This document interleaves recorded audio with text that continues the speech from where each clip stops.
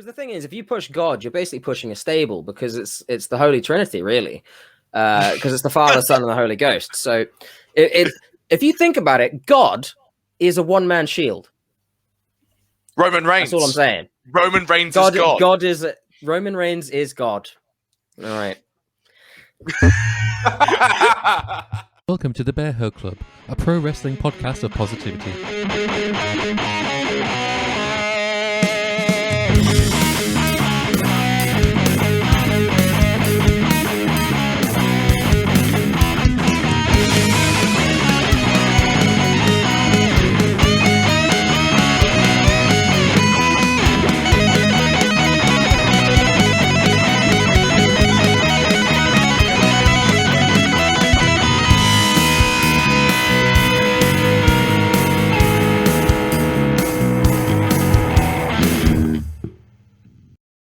Hello, welcome to the Bearhug Club podcast. I am your host and only host, Garrett, and no one else will be joining me. Sorry, man. I just Hey, had to come Boo. crash How your you party. doing? I'm good, Boo. How you are doing, you? Greg? Well, it's fine as long as it's only you and no one else. That's fine. Well, looky what we have here. What? Hi, Garrett. Hey, Scott. Nice Hey, of you to hi, show Greg. up, I guess. Oh, yeah? What do you do that's so It is important? nice. It is nice. Deliver some kind of mail or something? I No. wonder if there's any way you can prove it to us. No. Sorry, let me do my best impression. Hold on. Hello? Hi, yeah, I've got a... I didn't order any post. I didn't order post. You Get don't out need of to my order house. posts. Get away. They're all Get away from bills. me. They're I all don't- bills. I don't believe Get in away. post. I don't order any post. Get away. Hey, Mr. Postman. Mr. Postman. Yes. Where's my title? What's your title? I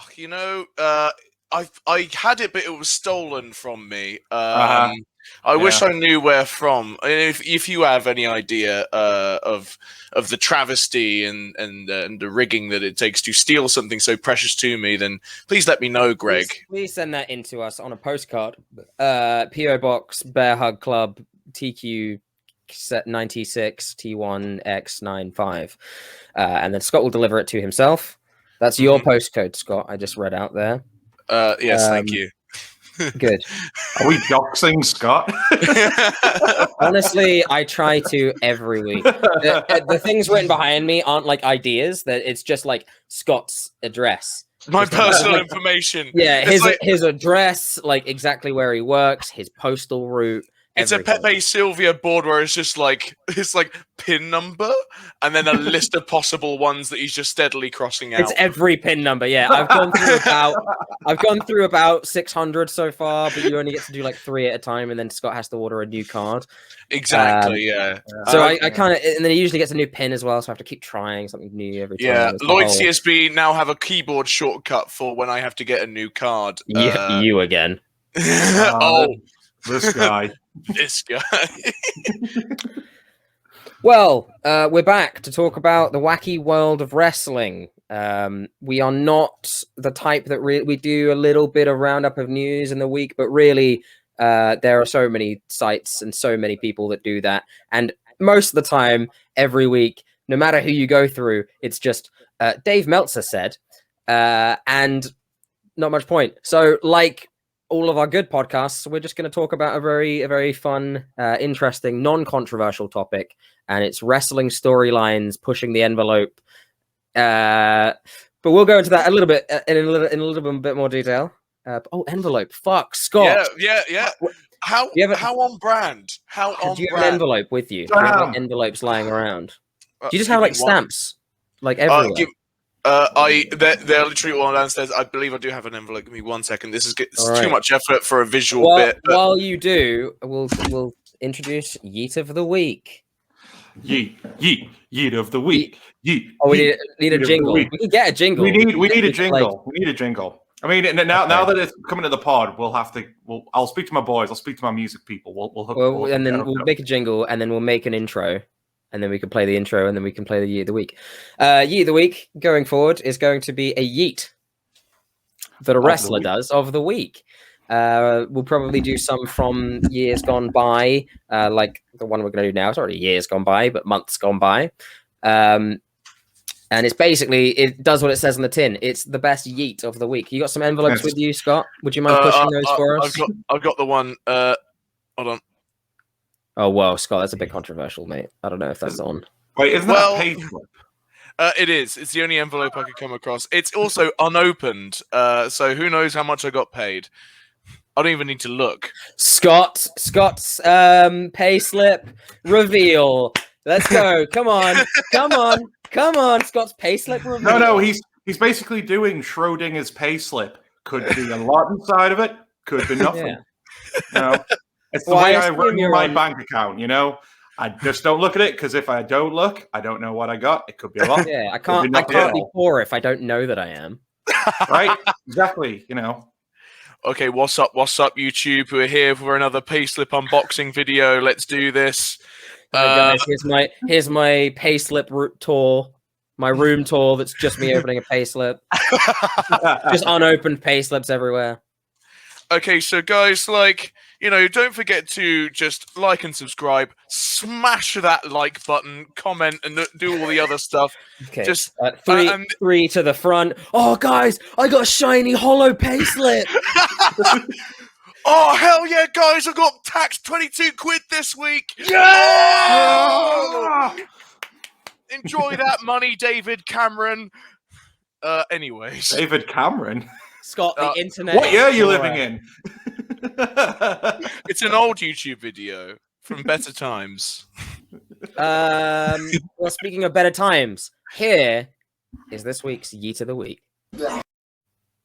Hold on. Here is this week's Yeet of the Week. You just keep sitting around like unused furniture, man. Looks so good sitting there, but nobody wants, man. Looks so good sitting there, but nobody wants to do, man. Looks so good sitting there, but nobody wants to do, man. Looks so good sitting there, do anything. I understand fear, man. Because sooner or later, somebody at AEW has got to stand up and take this. But we are tired of it. Nobody ready. AEW doesn't move. But when we decide, everybody.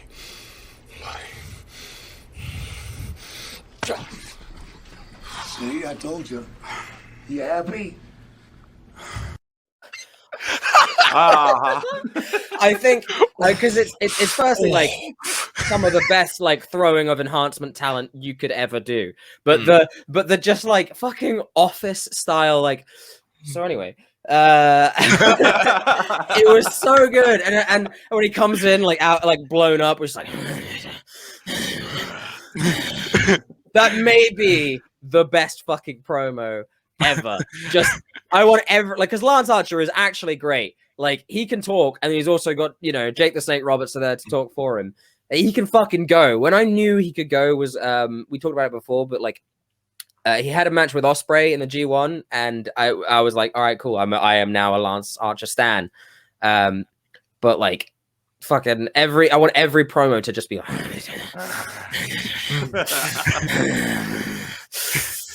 It basically dies. It basically sounded like he had way too much of a good time throwing that guy into the ceiling. It sounded like an adult male lion with a buzzsaw for a larynx. It was just like such a threateningly horrible voice. It's great. And the bit where he's got him by his belt, then just like oop. To the bin with you. I think that's an enhancement talent, a local wrestler who that may be a future like cruiserweight champion type right there. We'll see in like 5 years a gif of him having done that. Like some heel will send him that gif after he's just like beat them in a match or something. He's essentially really good. A future Sean Spears in the making.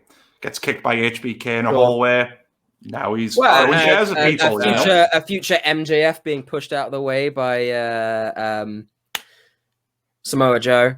You know, we all start somewhere. I wish you've already been bitten by Paul Robinson, so there you go. And slapped by the man, so there you go. Scott and I had a guy thrown into us by Moose. Oh, I went to a wrestling show for my birthday down in Southampton, and I had another guy thrown at me this time.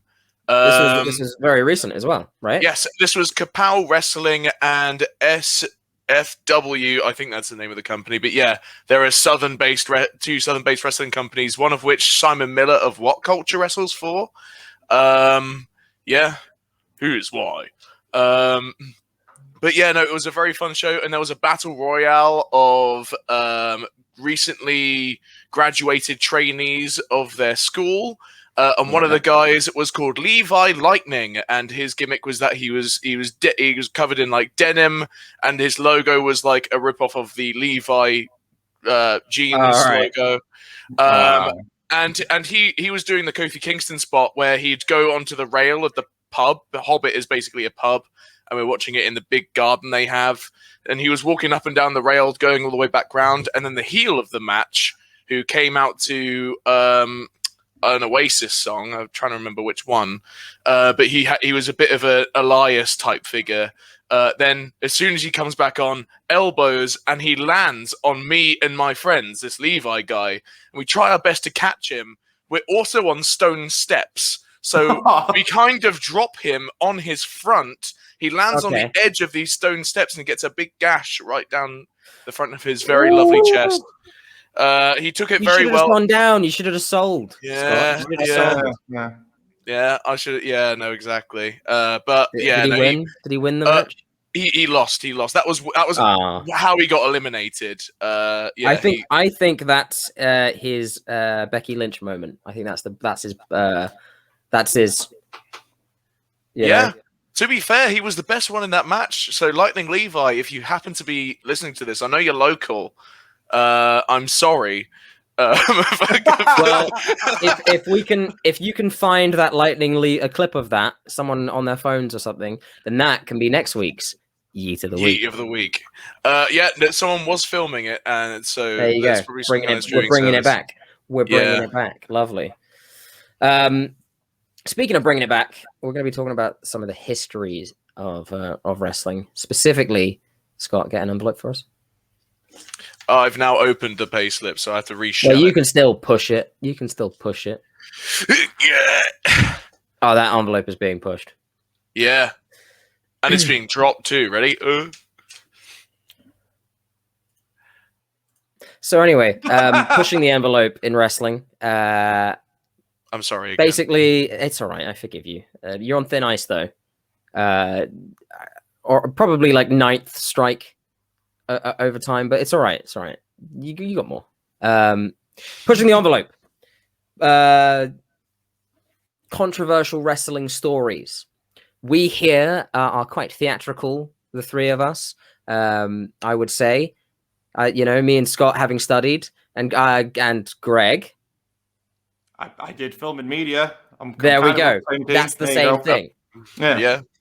We're well versed in our stories. We've acted on stage. We've done we've read, we've written scripts, and let's just say, I mean, I would say I have done plays and I've done things with touchy subject matter and whatnot, and wrestling is not safe from that.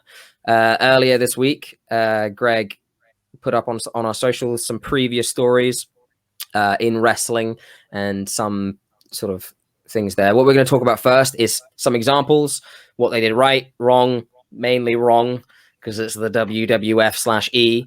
And then we're going to go on to some potential stories, what we could do in the future, and do we think that wrestling is mature enough to be able to have these conversations? Research for this is very interesting because I seem to find a very specific, of course, the easiest way to kind of research for this is just by putting into Google, as I did earlier, top 10 most controversial wrestling storylines, Believe it or not, they're all from the same company, mostly. Oh, yeah. I'm gonna guess. Ooh. Yeah. New Japan. WCPW. Ring would of it be the Honor. WWE by any chance? Would it be the Big Dub? It is, and it's also, for the most part, actually, all of it happens in the span of about 10 years in a very specific era. But I wonder when it might be. I wonder.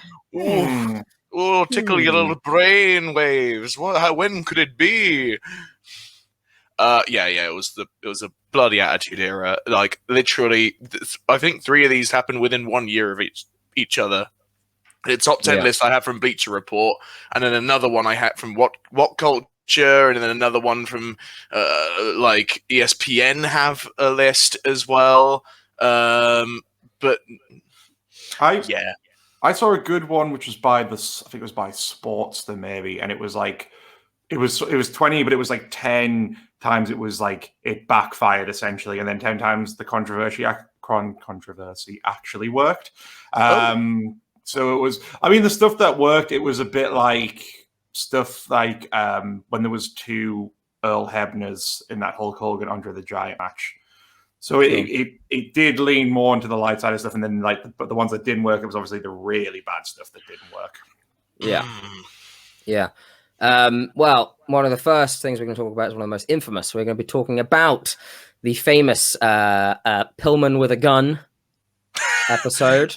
This was during the Attitude Era, as it had just taken hold, running rampant, and we had Pillman versus Stone Cold, which culminated in a segment in Pillman's home with a gun.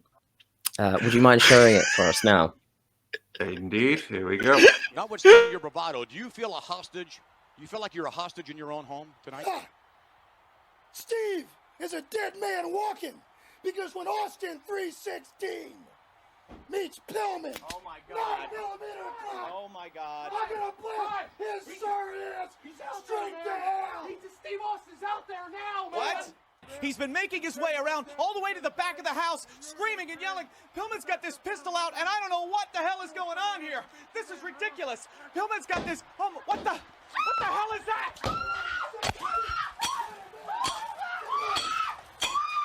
Did somebody call the police? That's Austin. Get out of there, Steve! Don't go in there! Don't go in there!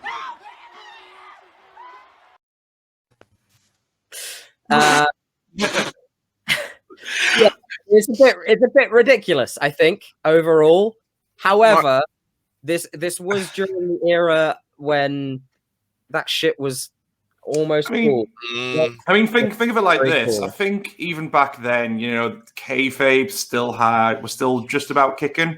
There would have still been some people watching this that would have thought wrestling was legit. And I think there would have been that small percentage of people that saw that happening and thought, oh, Jesus, Pillman is actually just trying to like ice Stone Cold. He's legit just trying to shoot him. Well, my favorite part of it is like, he doesn't exactly have a holster or anywhere to hide the gun. So the interviewer probably just had him like it's on his lap. The interviewer can clearly see the gun. It's just like, so how you doing, Pillman? It's just like, fuck, Stone Cold. I do think, and I have a prop ready for it. I do think the best line is like, Stone Cold, Austin 316 is about to meet Pillman 9mm. That's some good shit right there. It's good. It's really good. It's good. I feel like if the emphasis was put more on that, I would have enjoyed it more.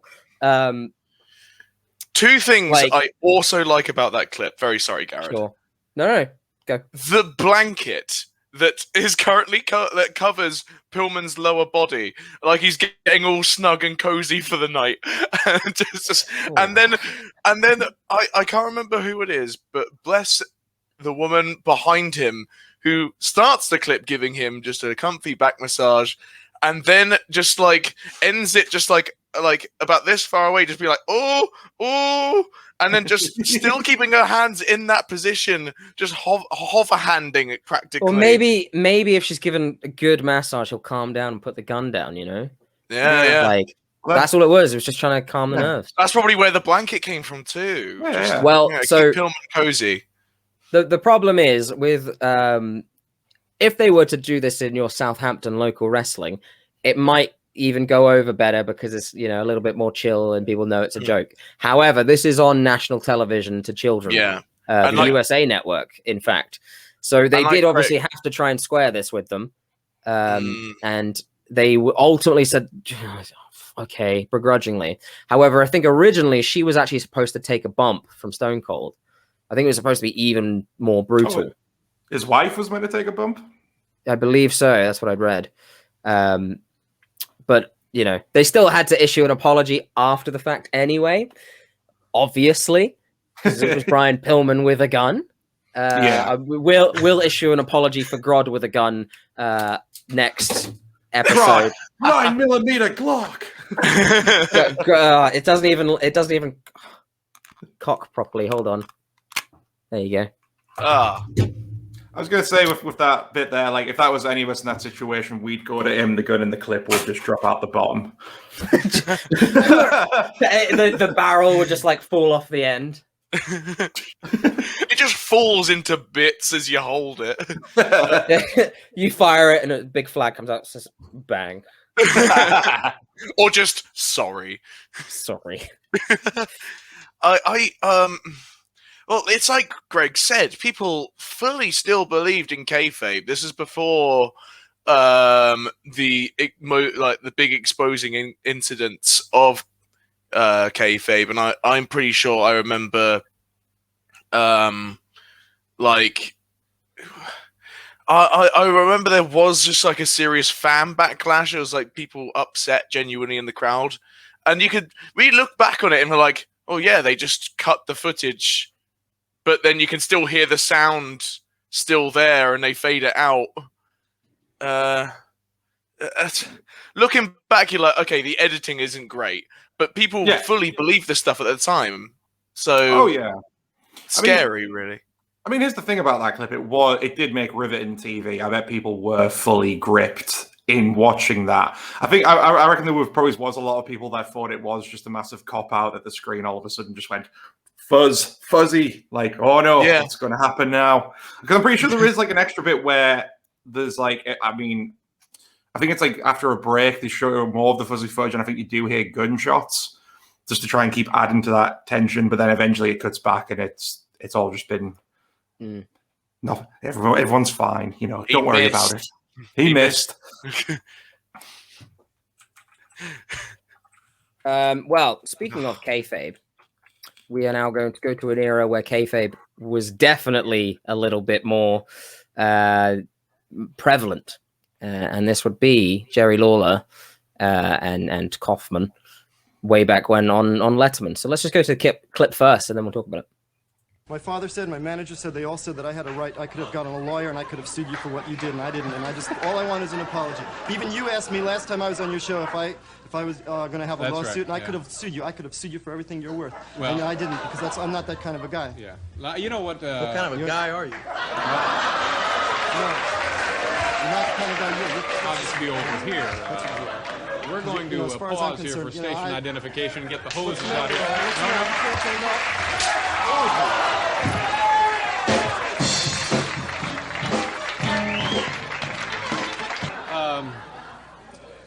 Is Andy, are you coming in here again, or? I am sick of this bullshit. You are full of bullshit, my friend. I will sue you for everything you have. I will sue your ass. You're a motherfucking asshole. As far as I'm concerned, you hear me? A fucking asshole. Fuck you. I will get you for this.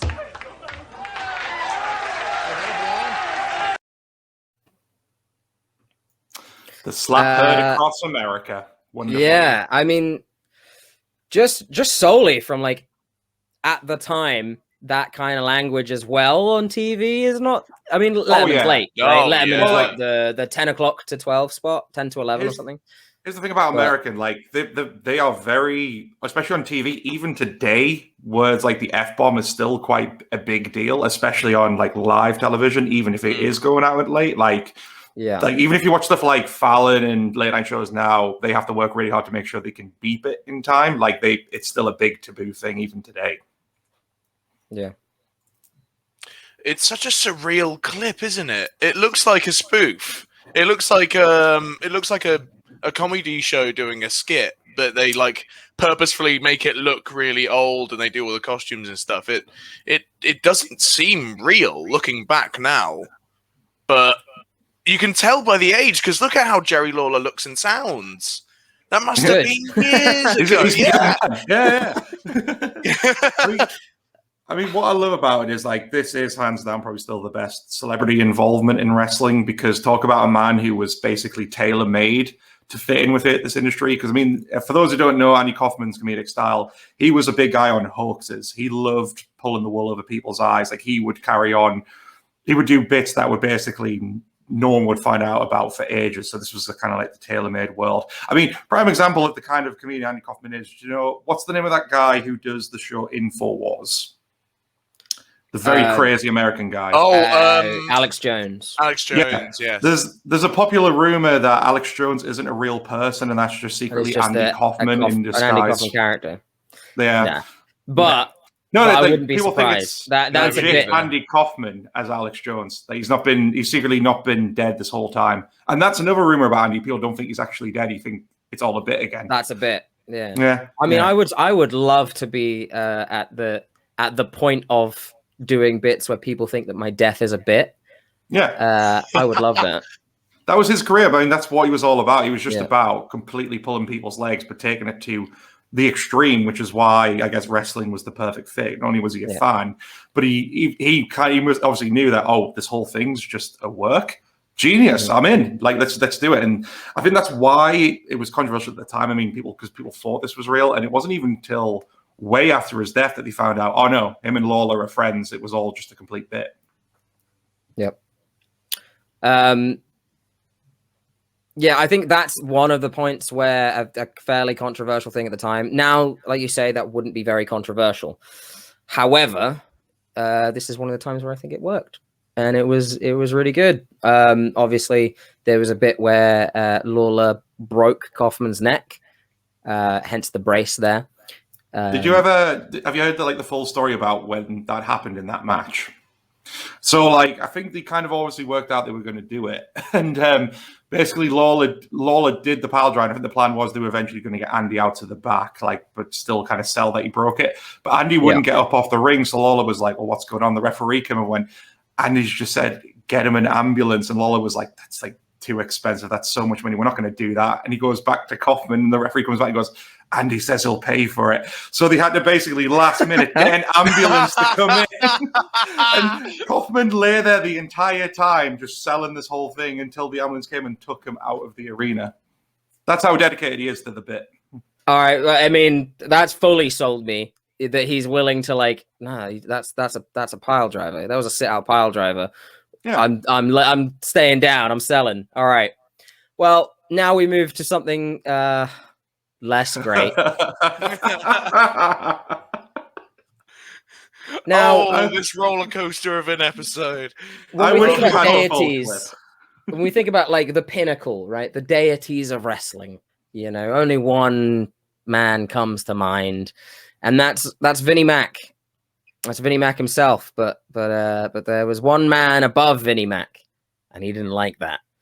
Play the clip. Oh no, I love this. He is the, let's see how, he has many names. Let's try, he's the Holy Roller. Oh, boy. He's the hipster from heaven. Oh. He's the man upstairs. From the kingdom of heaven, please welcome God.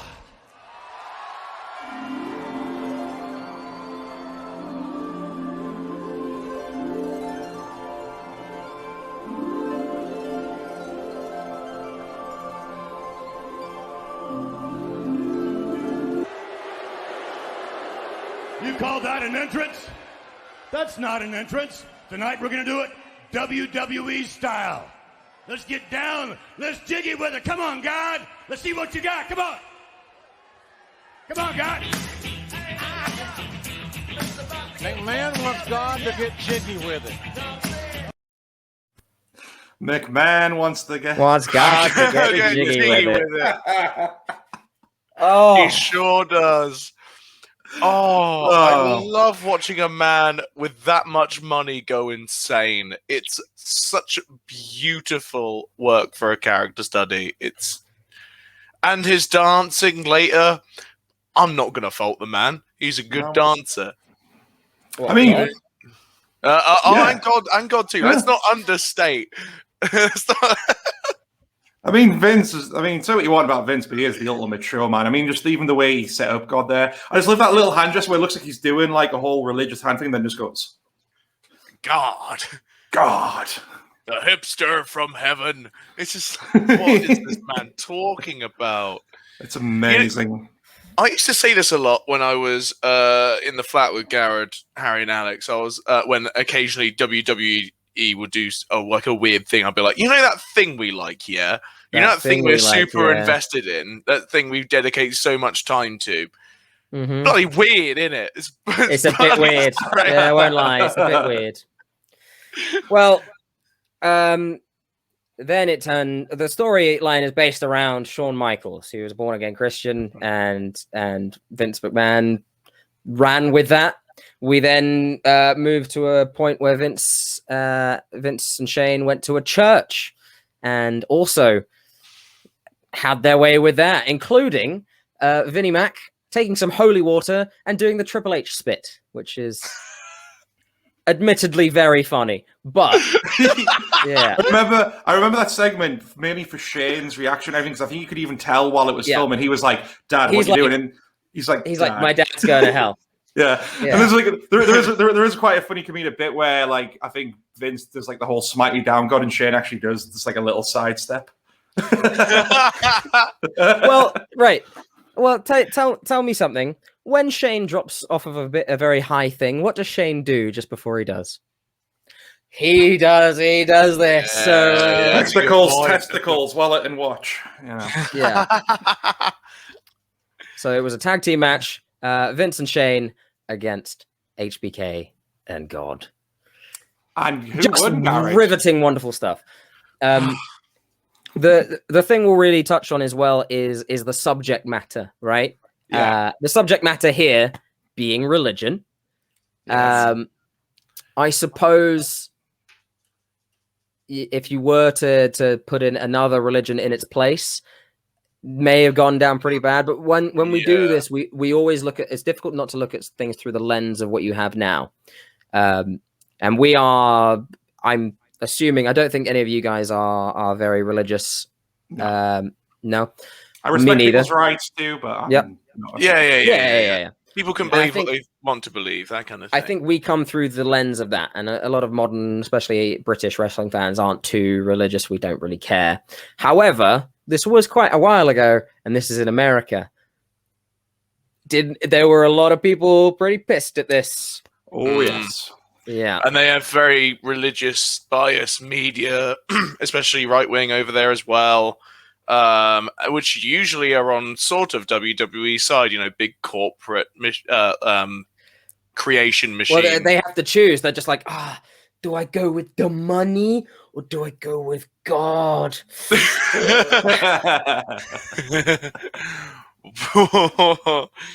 I mean, fair play for them getting a young talent like God over like that and giving him a big pay-per-view match with such high stars. Yeah. Well, because the thing is, if you push God, you're basically pushing a stable, because it's the Holy Trinity, really, because it's the Father, Son, and the Holy Ghost. So if you think about it, God is a one-man shield. Roman Reigns. That's all I'm saying. Roman Reigns is God. Roman Reigns is God. All right. Is that my last strike? You're still in. But yeah, we touch on a different types of subject matter, right? With the Pillman stuff, it's kind of this domestic-y violence type thing. It's also gun violence. Lawler, Kaufman really doesn't touch on anything. It's just two guys angry at each other. So for me, that's an angle that doesn't, I think, for the time, it was pushing the envelope because it was a celebrity, but really it doesn't push the boundary of what is okay and what isn't, I would say. Then we obviously Vincent got however, we then move on to some more storylines. I'm sure some of you have some. One I would like to bring up is, do you remember the gay wedding? Billy and Chuck. Yeah, I watched that live when it happened. Yeah, so okay, Billy and Chuck. This has slipped my mind, so please break it down for me. Okay, it most likely has for a few people. So I don't know Billy how Gunn, it's wonderful. Billy Gunn, Chuck Palumbo. Did I say that right? Palumbo? Yeah, Palumbo. They had a gay romance and a gay angle, and this was in 2002, I believe. Well, it wasn't like, so the whole thing about it was teased that they had a gay romance, but the big reveal, as I'm sure you'll get to, proves otherwise. If you were getting to yeah. Well, I mean, we'll get there. It was 2002. Gay marriage wasn't legal or over with the facts. There's a lot of things leading up to it. We had the caricatures. We had the stylist. Do you remember the stylist? Yes. Do you remember the Chico? Rico, yeah. Chico's an entirely different person. Let me get my notes. It's Chico time. Basically, obviously, they still call it a wedding, right? On their own YouTube channel. However, leading up to it, I think they hinted it was wedding, but they called it it was like a promise contract or something. The whole wedding thing was not because they wanted to marry each other because they loved each other. It's because they wanted to be tag team partners for life. Partners for life, yeah. Yeah. It was a commitment ceremony, is what they went with. Now, it was actually played by the both of them fairly well. Like "Would you be my tag team partner for life" wasn't actually that bad overall. A lot of the whole thing was just to serve gay jokes, though. Yeah, so like the backstage segments, even before the wedding, was a bit carry-on film. You know what I mean? Yeah. So like what I watched while we were getting up to this episode is Stacy Keibler's backstage just doing some stretches, and it's clear when Billy and Chuck come up that it first looks like Billy's looking at her butt, and he goes, I need to get me a piece of that, and she just goes, excuse me, and he goes, some of this hairspray, I've been looking for it all over. Now, one of the they needed someone there to officiate, to make it official. So Steph stepped in, and she was very touched by the whole thing. Do you know who wasn't touched by the whole thing? The entire crowd booed everything. Now when we look back on literature of the past, right? I'm sure you've done essays in school where you're like, was Shakespeare a feminist because he wrote women with a little bit more than one dimension? And the answer is no, because feminism doesn't exist. He just wrote characters. Now, similar with this, do we think the crowd were booing because of the caricature of queer identities, or do we think they were booing because they didn't want gay marriage? It's a brain teaser, that. I mean, do we know where it was? What crowd? Like what city they were in for that? I don't think I have the city actually. Because that'll be the decider for this. Yeah, that'll be relatively telling. Yeah, I'm sure there are one or two here or there that had differing opinions, but I would probably say on the whole people weren't too keen on this. Now, because Scott doesn't remember, and you watched it live. I think I actually might have watched this live. This might have been around the time I was still watching as a kid. I would have been 6 or 7. Yeah. Now, this hearing him talk about it as well after the fact, the old man, the old weird talking man that had them say their I do's and any objections and whatnot. By the way, when he said any objections, the crowd objected. The crowd very loudly objected. Oh boy. Yeah. This planet sucks, dude. Let's go start our own shit on the moon and just get out of here. Let's get out of this deadbeat town. But before he could announce them, Mr. and Mrs. Mr. and Mr. Ass, sorry. They had a fight with Rico in the ring, and it was a whole thing. Yeah. And then the person officiating the wedding did this to reveal that it was Eric Bischoff all along. It was Eric Bischoff all along, and then out came Umaga before Umaga, right? It was his like tag team, his muscle called 3 Minute Warning, and yeah, Umaga was a part of that. And then at the time they were called Rosie and Jamal, and I remember Rosie went on to be the Hurricane's sidekick.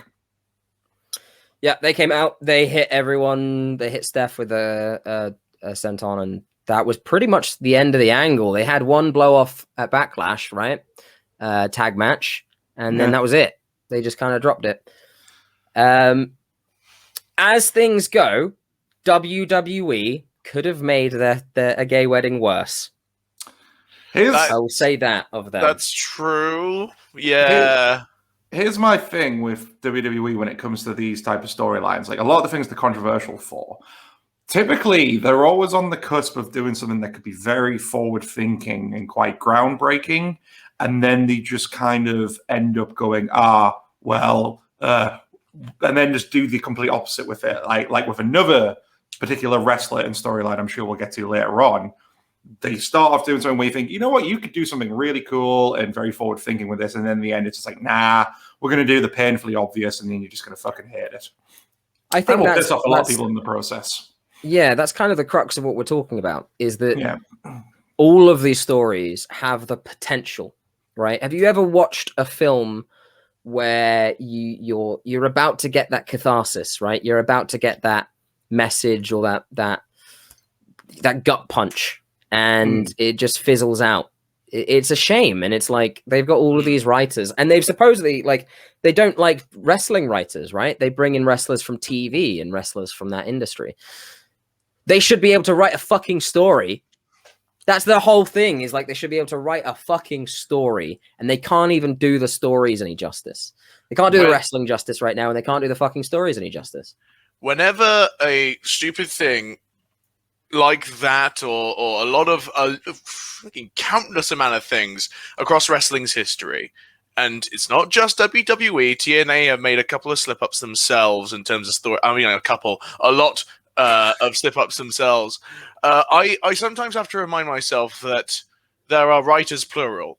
A lot of people had to say yes to a lot of things. This has gone through many minds, have gone, yep, that'll do, kump, and then put it through. And then the wrestlers have gone, well, I guess now I have to perform that. Or, even worse, the wrestlers like, this is what I want to perform. And then just this is an advice for you two and for viewers and listeners.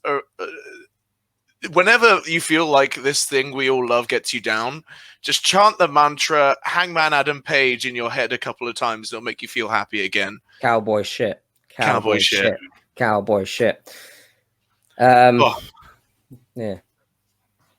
It's, I mean, you know, this team of writers, the reports came out from Monday Raw, this past Monday gone. Reportedly, one of them said Vince McMahon was the loudest and angriest he's ever been. I saw that. And this wasn't because of the whatever the fuck happened with Nia Jax and Charlotte Flair. I'm not going to bother getting into that right now. This was before the show had even started. The writers were like, here is the script for the show, which to me should be done a while ago. Yeah, I think things should be planned and stories should be planned, but whatever. They came to him with the script for the show, and he ripped it up. And then at like 6 p.m., when the show goes live at like 7 their time, that's when it went. They were like, okay, we'll go with this. He ripped up the first script. He ripped up the rewrite, and then they go with that. It's absolutely fucking batshit insane. Yeah, it's ridiculous. And how if you've got a storyline that week, right, that is a touchy subject like one of these, and you've got the guy at the fucking back going, fuck that, fuck that, fuck that. It's possible you'll lose something there. You may lose like a good angle. You may lose that little bit of sensitivity you've given to that subject, that little bit of catharsis you're going to give to the audience. Yeah, the necessary subtleties needed to pull something off like this. in such like a What he may be doing is ripping off the bit with Chekhov's gun in it for later down the line. So when someone does turn heel or does a thing, you're like, why? And then it is like, well, we wrote about it. It was just it was ripped up. So whatever. It's painful. It's painful. Incredibly painful. I think, what happened to the days when WWE actually used to plan TV 3 weeks in advance and a pay-per-view? Like, that was a formula that worked for them for so long. And then now all you hear is stories that scripts for Raw are always last minute. Like, you hear quite often, like, oh, it wasn't until like an hour before the show that went out. And I'm pretty sure we've heard stories like this before where Vince has like literally had a fit over something in the script and just completely wrecked the whole thing. Do you think he's getting mad at the entire script, or do you think it's just one or two things and he's just completely going, no, we have to start again? I think it's the latter. Honestly, I do.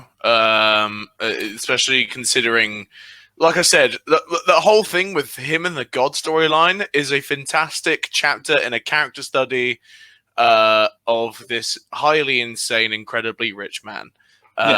And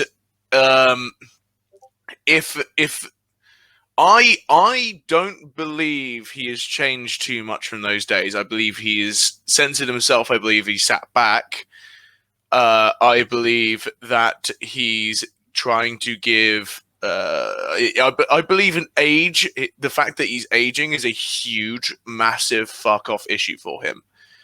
It was his birthday recently, so I think he would have been more mad than happy. How recently? It was like the day before Raw or something. It wasn't that long ago. I could just picture him like on his birthday in front of his mirror going, "Just stop it. Stop getting old." Just like tensing the whole time. If I tense enough, I'll reverse a couple of years.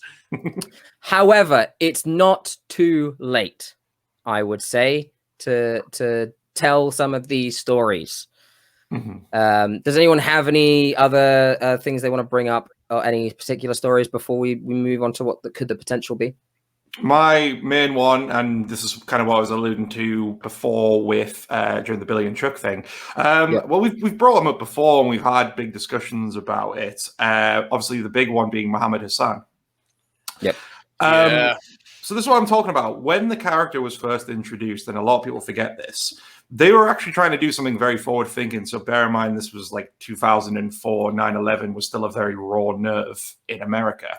And they tried to bring in this character, and his whole thing was they were trying to get him sympathy because he's obviously been picked on for the color of his skin and his race, even though he wasn't related to anything that could have been linked to 9/11. You know, it was just that typical American mass hysteria. If anyone of a certain color must be a terrorist. And then we were trying to introduce a character where it was like, oh, well, I'm not though. See, I'm just like a nice person. But then for whatever reason, they just completely backpedaled it and then kind of implied he was a terrorist. It was something where they could have done something very forward thinking and very ahead of the times, and they just kind of went, nah, we can't do this. We're going to have to just make him a bad guy. Typical foreign heel, you know? It's like anytime, because, I mean, what do we think pushing the envelope is these days, right? Do we think pushing the envelope is just being a prick? Or do we think pushing the envelope is that forward-thinking thing? Because right now, to me, it's like they push it a little, and then they look it back up, and then they just, like, put it away. But they don't want to send the envelopes. I don't really get this metaphor, to be honest with you. Yeah, that's a real shame. I think. It's certainly a shame for the talent who took the fall for it.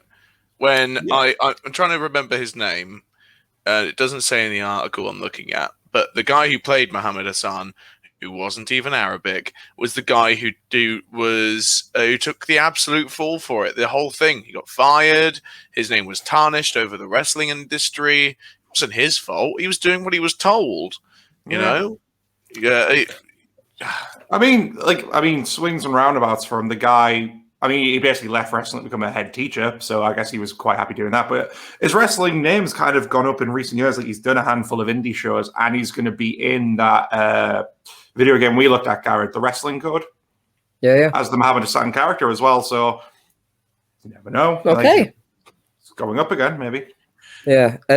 That's an interesting point as well, is that it's quite strange and a touchy thing to just be like, just choose a country, you know, that these people may not have any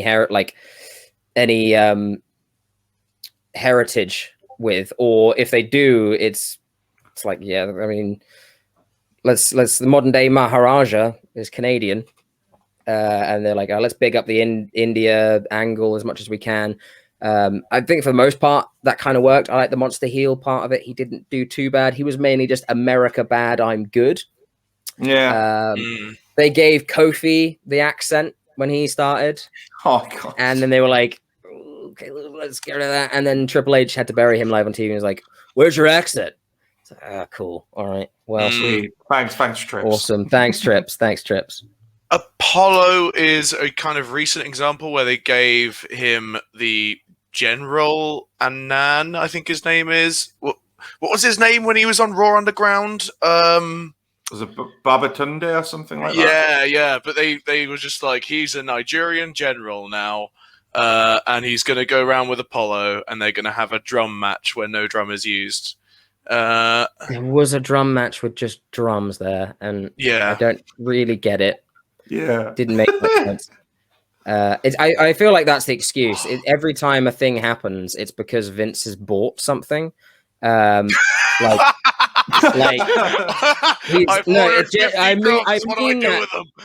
mean that genuinely, like from the bottom of my heart. Like, he's found a deal on Bamboo, and he's like, "Oh, it's fuck Punjabi prison match," or he's found a deal on like toys, right? He's found like an ambulance that blows up, like that one, and he's like, "Well, fuck it, flip an ambulance," you know. Like, I honestly think that's the mindset a lot of the time, where it's just like, I could probably shift some merch, I could probably get some kind of. Ron, I bought this grappling hook. So he's basically Del Boy. He is Del Boy, yes. That's your next Photoshop project, Greg. Come on. Yeah, you make this work for yourself, my friend. You make this work for yourself. Looking forward to it.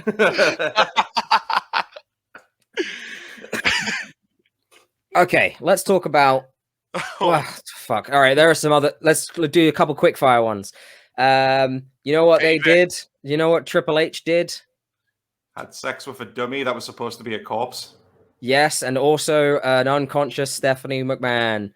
Oh yeah. Oh god, Triple H. And also married her while she was unconscious, and talked about how, because he said to Vince, he was like, I consummated it so much or whatever after, like, and it's just like, she was unconscious. Okay, cool. Trips has got quite the rap sheet, because he's like, during that same era, he also did blackface. Yeah, which WWE used to show a clip of a lot, and then now not so much. Let's not also forget his feuds with Booker T and Eugene, which are also very good examples of this very same thing. Yeah, we gotta do like a ranking. Who should be in jail in kayfabe? Who should fucking be in jail? Triple H should be in jail. Triple H for sure. Undertaker has killed many people. I think it's like. Can we put people in jail who have killed the Undertaker though? Because he is the dead man. But that's the thing. He's basically a zombie. Is it murder if they keep coming back? That's a. Well, he must be officially announced dead, right? So you can't really kill someone who's dead. I don't think you can go to jail if you kill someone who's not legally alive. Maybe you probably can, but his personal life must be a fucking nightmare. There was a person who legit was pronounced dead, and when he came back to life, they couldn't, for whatever reason, put him back as being living, and he couldn't get anything. Couldn't get a bank account. You can't get a bank account. You can't get a loan. You can't get a job. You can't get a house. You can't do anything. So Trips should have trouble doing all that. However, the Undertaker must. How did he get that bike? How did he get the down payment on the bike? You know, I don't know. Vince pays him in money, and then he just sticks it under his coffin in his graveyard. He tombstoned the bank. Tombstoned the bank. Another one I want to mention is as I'm scrolling up, I'm going through the lists here. Oh God, I don't even want to mention some of these. Lita's pregnancy, Big Show's father's funeral, Eddie Guerrero. No, this is a lot better. This is a lot more quirky and less sad. Eddie Guerrero versus Rey Mysterio custody battle. Oh yeah. Sure. Especially given present day as well, and considering present day. Well, have you not seen? They did a very recently, I think in the last week. Rey and his son Dominic sat down and ate wings and watched that match. But it's just like genuinely, it's just like, hey, hey, it's me, Rey. We're gonna watch this custody battle. We're gonna eat Wingstop, and then they're just like, oh yeah, we got the new garlic mayo dip from Wingstop. Like genuinely, they're just like, oh man, I love this bit where Eddie goes up to the top. Damn, these honey wings are good. It's so good. It's so good. It would be actually great watch this. If during that promo at the end he just legit turns to the Rey and goes, "So was he my dad?" just cuts there. Yeah, that's just cut. He's got a mouthful of wing, like.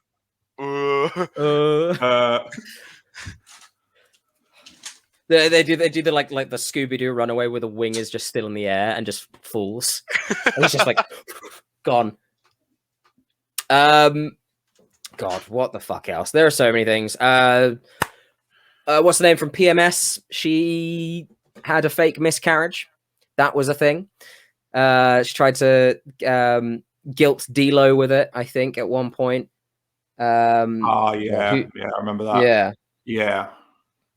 They abused Mark Henry. Mark Henry and Mae Young, of course. Yeah. Lest we forget that insanity. Gave birth to a hand. Oh, that thing we like. It's so strange. Oh, I guess somewhat controversial because it did fit in with the time when it was Goldust versus Piper at Mania 12 and they had the backlot brawl. And then it cuts to them meant to be driving in cars and they're in a specific, a weird, familiar-looking white Bronco. Okay, sure. O.J. Simpson chase footage, yeah. Oh, that's just a nice little Easter egg, really. Just a nice little Easter egg. This is something that I've never clocked onto. That's kind of cool. I thought everyone knew this. Yeah. No. I had no idea. They got that specific car because it was the same one OJ drove when he was being chased by the police. One more. Okay, one more. Fine. One last one. I absolutely promise. It better be a good one. It involves Val Venus. Then it's a good one. Is it Val Venus? I'll let you say it. Choppy. His penis. Val Venus loses his penis. Yeah, that was it. And anyway, that's the whole character. Was that his name rhymed with penis, and they ran with it. Do you know why I think they did that as well? I don't know how much of a tie-in it was, but the next episode of Raw, they had Val come out in a wheelchair, and I think it was an actual person who had made headlines in America because he actually did have his penis chopped off by someone. I'm sure that's what happened the following week. What? But then it must have been salt rubbing that guy's wounds because the whole bit of that return angle is Val gets out of the wheelchair and announces that he managed to shrink it enough so they missed. That's control. That's control and technique. Damn angle. Yeah. I mean, he is a professional adult film star, don't you know? Yeah. What is this thing that we like? Moving swiftly on. Now we're going to talk about the future, the present, now then forever. No, now then together. I think it is now. They're going with. Anyway, they've come to grips with their own mortality. I appreciate that. We've come to grips on the release of WWE from wrestling. We wish WWE well in its future endeavors. It will be sold to Disney within the year. And I'll make that as a promise right now at this point, because fuck me. But speaking of, what if it's sold to Tony Khan? I don't think they're that rich to be able to buy that. Like WWE is going to be 10 bill type deal, I think.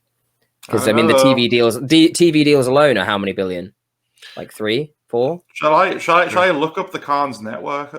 Yeah, true. If they sell Fulham, it might get them enough money for WWE. Go on, the Khan family, sell Fulham. Yeah, just get. The thing is, I don't want them to have it. To be honest, no, I want the competition. Yeah, Tony's dad is worth 8 billion. That's apparent net worth. No way. No way. Right, on to WWE and current storylines and things going on. I believe that there is so much potential in current stories and current things going on. If they wouldn't stop fucking it up. Yes. I've mentioned this, I think a couple of weeks ago at this point when it first started, when Baron Corbin lost the crown to Shinsuke and he's sort of down his luck.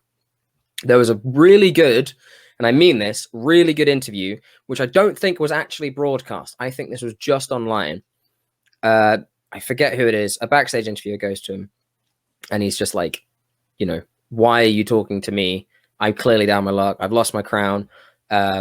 And they're talking about it like wrestlers used to talk about it, right? Where it's just like, if you have a title, that's money. That's your meal ticket. You get paid for being the champ, right? He was like, I get paid for having the crown. And he tells the story, which I think is actually rather compelling, where it's like, I lived within my means. I just put a down payment on a house. I have cars to pay for. I've got family. I've got all of this. You know, I've got payments coming up that I thought I had because I had the crown. And now he can't pay for it. He's having to sell things. He's having to sell his theme music that he can't come out to. He's looking shabby and disheveled. Genuinely, a potential for a really good story. Whether he stays heel or face and does some things, there is good potential there. Instead, he's just gone to Vegas, lost a bit, and then won a bit. And that's it.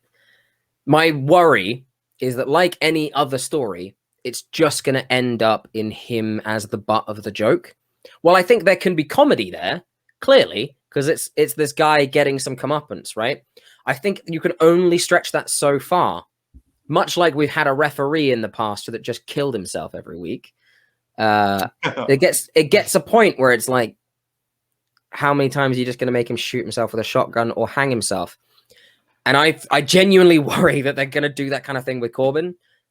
Just, there's potential. You don't have to go back to normal Baron Corbin. You can really play there. You can tell the story of a guy working back to where he was, or, you know, without making it too much of a joke. But isn't he now happy Corbin? Hasn't he kind of moved past all this down on his luck kind of guy? Well, that's what it's kind of led to. It's because he like lost Summit Vegas and then he won Summit Vegas. And it's just, I feel like he'll either fall straight back into what he was, or he's then going to lose a lot of money and he'll just go back to this. Where would you go? Where would you go and what would you do with Baron Corbin? How would you book bum-ass Baron Corbin? Which is what they are actually calling him. Bum-ass That's how he's announced. He is announced as bum-ass Baron Corbin. I'd honestly just keep... Well, you've kind of built him up now to kind of be this happy character. I don't know, maybe I'd keep pushing it. Maybe just keep him constantly getting down on his luck. So it's just like every time he thinks like, oh, I've hit rock bottom now, something else happens and he hits further rock bottom. Whoop, crap. You'd have to be very careful with how far you could take that, but it could be a way to go. I think the problem is you've got to think about then the upswing, right? Yeah. Because you go too low and it's like, okay, yeah, they're just going to do a killing himself angle again. Yeah. I mean, some of the subject matter they've got on there is like, yeah, bankruptcy is a pretty interesting subject, especially in the States right now, where everyone is losing their homes and going bankrupt because of COVID and things like that. then you've obviously got gambling addiction. You've got all of this to play with, and to tell a good story with. Like, I think gambling as a thing is actually not really talked about properly in wrestling. People do gamble like their entire fucking careers or their children in a ladder match. Like, it's an interesting and often scary thought that they're very callous about that. I mean, they even actually promote DraftKings, which is basically just like gambling fantasy football. Yeah. So, you know, it's a scary thing. What would you do, Scott? I think with a wrestler that's down on his luck and the way that Corbin was doing it, in terms of he's being very real, especially to people who have not had a lot of money. Like, I assume the three of us very much at one point in London were very skint. I'm skint now. Me right now. Yeah, same. So we're all currently in that position. It's resonating with us, well, because that is us. And Corbin told it really well. He even improved the look, getting the beard grown out, streaks of grey, the hair around the side of a little big old bowl patch, like, and the shirt with the stains and stuff, like he rocked it so well. The way I would book it is we have an abundance of heels on the main roster, of which their gimmick is, I'm a successful rich guy with a lot of swagger and confidence, i.e. The Miz, as a prime example. So what I would do is have, after Baron Corbin pleading with people like Kevin Owens, as he was doing in real life, for a bit of change, or like going around and asking the crowd, eventually after Kevin Owens keeps mistreating him because habitually Corbin has these heel tendencies, Kevin Owens occasionally just goes dark on him a little bit, so he goes to appeal to someone like The Miz, who is then like, here, yeah, I'll give you this money if you help me win this match, or and like, not make Corbin fully a rich guy again, but make it into almost like you're in debt to me kind of story angle. He gives him just enough to get by, but still be poor, as if like, you know, the whole thing about having the money on the string and just kind of pulling it away and pulling it away. I'd have that become a whole thing until Corbin and Miz are in a tag team. He's very dependent on the Miz, kind of like a parallel sort of version of the Sandow story, which I famously love. So I might be rehashing this, but fuck it. Fuck it. It's something I liked, and I want to see it again. So just have it come to the point where Corbin's so dependent on Miz, but Corbin's getting over because he was over with us. And I guarantee there is a lot of people like us in the States as well. So it would be a thing where Miz will be jealous of Corbin getting over. Big Corbin face turn, and then you have a big blow off match. And yeah, keep it coming. Keep that goal of making it once again be something in Baron Corbin's sight. So eventually, when he wins a title, it's like, oh, he didn't need the crown. He's made it now. He's got the title. He can actually have a big old paycheck to go with his name. So that will make a title win. When was the last time we had a title win with proper gravitas like that? You know what I mean? When it meant something. When someone says that, like, I need this. Yeah, I genuinely need this. Yeah, I really like that idea. I really like the idea of him having to need a title. I think the idea of him, having to take money to do little jobs here and there is a really good way to turn him face. In that you can have him do. WWE would just have him eat dog food for money, right? They already had him eat dog food before, but like they'd have him do ridiculous things. I think if they have him do more vile things for money, to the point where he's like, he just says like, yeah, I can't do this anymore. You've turned me into someone I don't want to be. Like, that could end up being a pretty good face turn. Yeah. It's just like, yeah, I'm not going to shoot Dominic in the head. You could probably turn him face there, and then eventually, you know, if the person he helped got the title he needs, and then he realizes then he's actually under the boot. You know, he's the reason he's in the predicament he is because of people like that he works under, right? You're basically making a capitalism type allegory there. What I'm saying is Baron Corbin comes out with his manifesto, and he basically does like a Jeremy Corbyn. He's a Baron Jeremy Corbyn, right? That's my storyline. That's what I'm going with. That's what I'm going for. Oh, it's brilliant. Wonderful. And to think about it as well, Corbin has such a fucking good move set. A very face move really set. Does. Deep really six, does. End of days.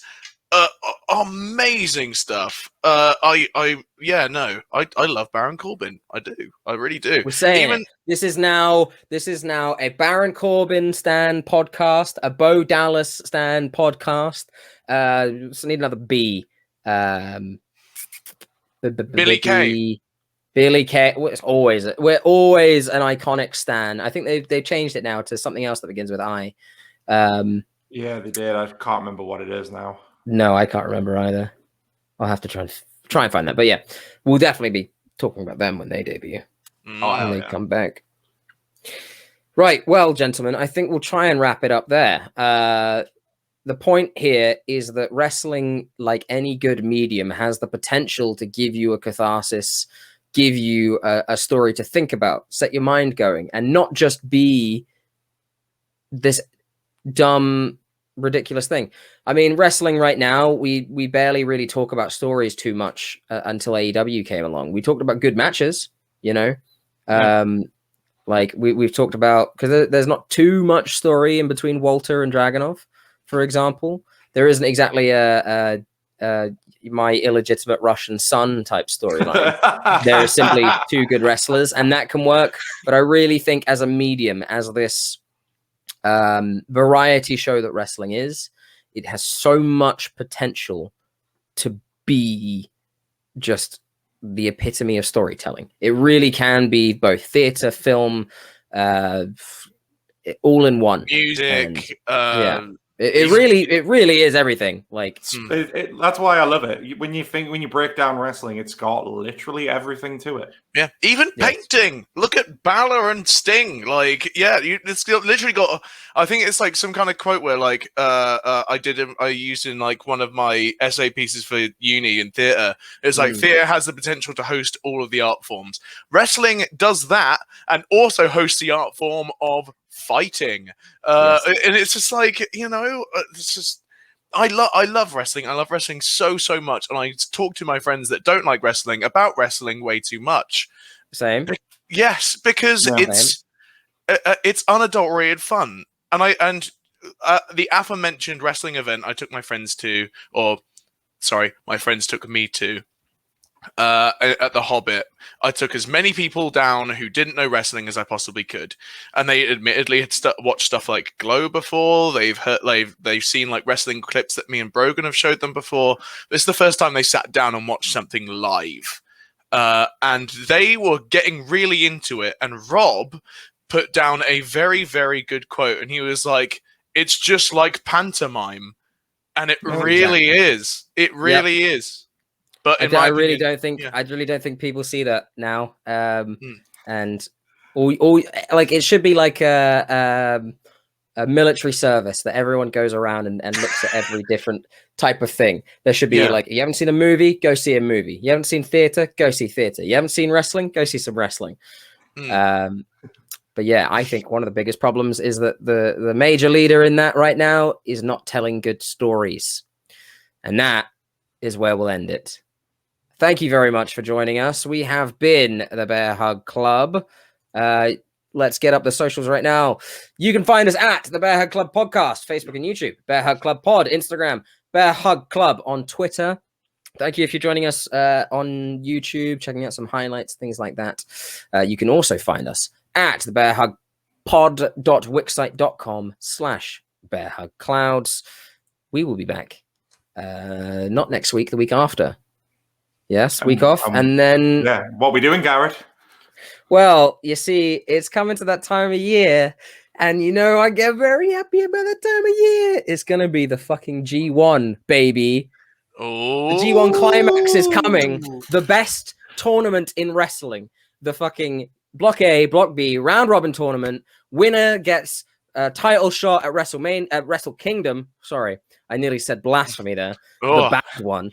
They get a title shot at Wrestle Kingdom, which is coming up in January. I am so incredibly excited. I have no idea who is going to be in it.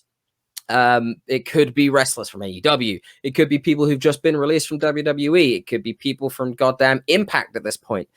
I am very, very excited. It could be that guy. It could be that. I wouldn't be surprised if Moxley is in it, to be honest. Moxley makes sense to me. Still working with them. I could be Punk. I don't think it will be Punk, but it very well could be Punk. I'll put a $5 on Buddy Murphy. I'll put a $5 on that. It is Buddy Matthews now. Buddy Matthews. Buddy Matthews. Slap him against Ospreay, please. Ospreay will not be in the G1. I'm sorry to say. But eventually, at some point, just slap him. Yes, at some point they'll have a match. I bet. My guess is they'll probably have it in some indie promotion before they have it in a big one. But fingers crossed. Fingers crossed. I'm excited for that, and we'll see you in 2 weeks. Bye.